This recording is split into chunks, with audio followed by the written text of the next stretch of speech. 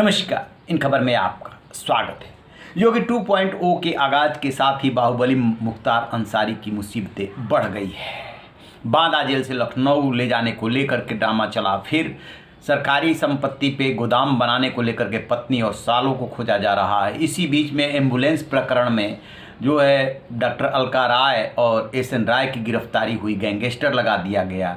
और सबसे बड़ी बात ये कि बेटा अब्बास अंसारी मऊ से भारी मतों से जीतने के बावजूद अभी तक शपथ नहीं ले पा रहा है, भागा भागा फिर रहा है, क्योंकि पुलिस उसके पीछे पड़ी है गिरफ्तारी करने के लिए। क्या है इसकी वजह? वजह यह है कि 3 मार्च को चुनाव के दौरान उन्होंने एक बयान दिया था कि अखिलेश भैया से कह के आया हूं कि जीत के बाद, सरकार बनने के बाद 6 महीने तक अफसरों का ट्रांसफ़र नहीं होना चाहिए, पहले हिसाब किताब बराबर होगा, उसके बाद उनका ट्रांसफ़र होगा। बस यही बयान मुसीबत बन गई। क्यों?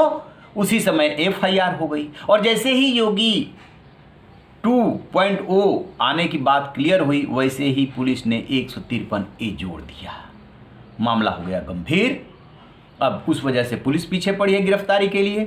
अब्बास अंसारी भी भागे भागे पहुंचे हाई कोर्ट और हाई कोर्ट से ये गुहार लगाई कि देखिए, हमने जो बयान दिया था उसी समय चुनाव आयोग के निर्देश पे एफआईआर हो गई थी, 7 साल से कम की सजा है उस धारा के तहत, लेकिन बाद में 153A जोड़ दी गई।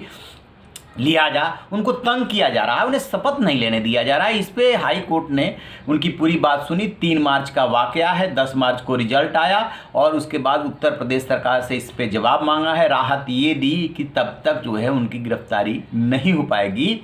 तो अब जो है अब्बास अंसारी जो है शपथ किसी तरीके से ले सकते हैं, अदरवाइज ये बहुत बड़ा मुसीबत आ गई थी मुख्तार अंसारी और अब्बास अंसारी पर कि विधायक भी बन गए और फिर शपथ भी नहीं हो पा रहा है।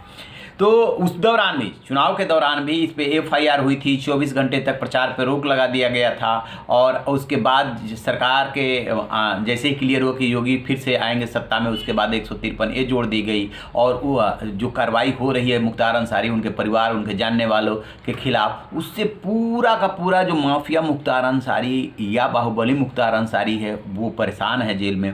उधर जेल की स्थिति ये है कि अब वो विधायक से पूर्व विधायक हो गए हैं, लिहाजा आम आदमी की कैटेगरी में आ गए हैं। पहले विधायक वाला कहीं ना कहीं प्रोटोकॉल रहता था, बेशक जेल के अंदर जेल की व्यवस्था के हिसाब से, मैनुअल के हिसाब से चलता था, लेकिन जब उनका काफिला निकलता था उसमें इस बात का ध्यान रखा जाता था, सुरक्षा में इस बात का ध्यान रखा जाता था। लेकिन अब उधर उनको भी नहीं मिल पा रहा है और इधर अब्बास अंसारी अलग परेशान है। समाजवादी पार्टी की सरकार बनी नहीं, अगले 5 साल तक आनी नहीं।